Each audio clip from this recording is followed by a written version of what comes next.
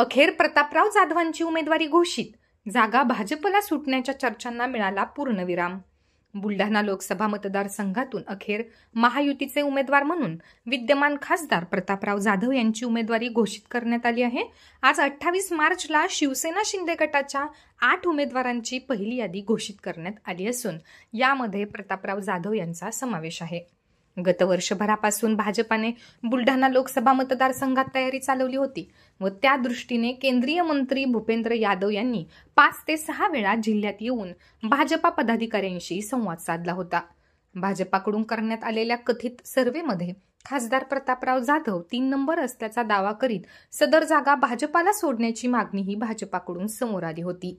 दरम्यान आज खासदार प्रतापराव जाधव यांची उमेदवारी घोषित झाल्याने या सर्व दाव्यांवर व चर्चांवर पूर्णविराम लागला असून महायुतीचे उमेदवार म्हणून प्रतापराव जाधवच निवडणूक रिंगणात राहणार आहेत.